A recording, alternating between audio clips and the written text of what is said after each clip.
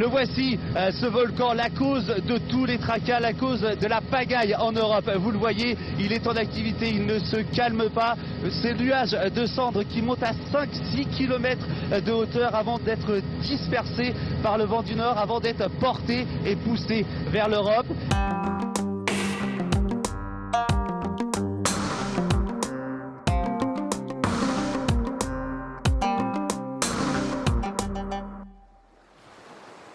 Nous sommes cernés par les particules fines, poussière de sable, sel marin, cendres, suie, mais aussi particules issues des usines ou des pots d'échappement.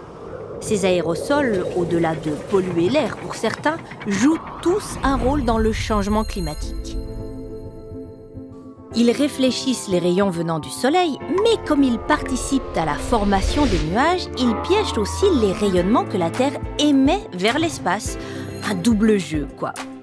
On comprend que les scientifiques suivent de près ces particules, enfin de loin, de l'espace. Et oui, c'est notamment le satellite Calypso, complémenté d'une suite d'autres satellites, qui a permis de mieux comprendre le rôle des aérosols. Comment ? En carottant l'atmosphère avec son lidar. Mais comment ça fonctionne un lidar ? Un lidar est un laser qui émet un faisceau de lumière dans une longueur d'onde précise, choisie selon la mission, lumière visible, infrarouge ou ultraviolet. Cette lumière se réfléchit sur l'objet à étudier, aérosol, nuage, puis elle est captée en retour par le lidar. L'analyse des propriétés de la lumière ainsi reçue donne des informations sur l'objet étudié, ainsi que sa distance, calculée à partir du temps de trajet aller-retour du faisceau lumineux. Ainsi, chaque faisceau laser donne une image de la colonne d'atmosphère qu'il a traversée, comme le géologue carotte le sol pour l'étudier.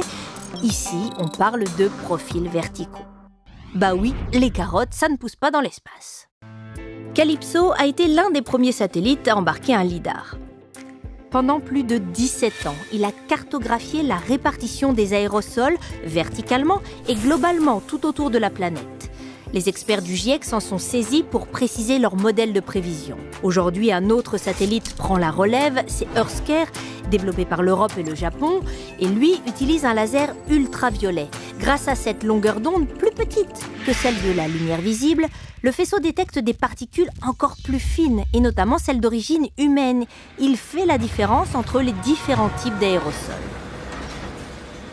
D'autres satellites utilisent cette technologie, Aeolus, qui étudiait les vents avec un lidar ultraviolet, ou le satellite franco-allemand Merlin.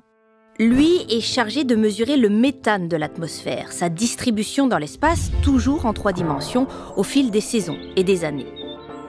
Les scientifiques pourront mieux localiser et quantifier les sources de ce puissant gaz à effet de serre. Oui, mais pas seulement. Mais l'atmosphère ne se résume pas à des carottes de gaz placées les unes à côté des autres.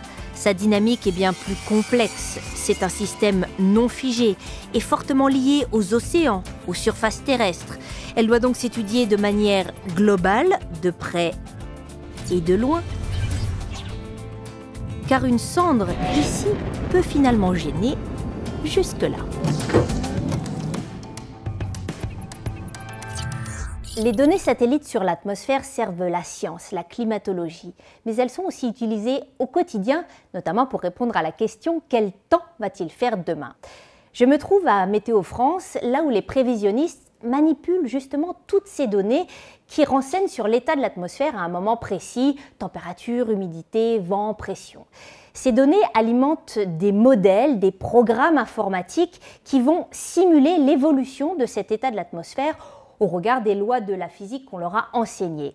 Et 90% de ces données proviennent des satellites, en tout cas en ce qui concerne le modèle de prévision mondial qui s'attache aux phénomènes de grande échelle, anticyclones ou dépressions. Les prévisionnistes affinent ensuite leur scénario à l'aide d'un modèle de prévision local à l'échelle de la France qui donne des prévisions sur 48 heures. Et là, 90% des données proviennent du sol, des antennes radars ou des stations de mesure. Alors, ces modèles ne sont pas parfaits, c'est pour ça qu'une prévision, ce n'est pas un scénario, mais plusieurs, jusqu'à 50 scénarios qui sont ensuite analysés par les prévisionnistes et qui conduisent à ce que vous connaissez peut-être, l'indice de confiance. Un indice élevé si les scénarios convergent, bas s'ils montrent des différences.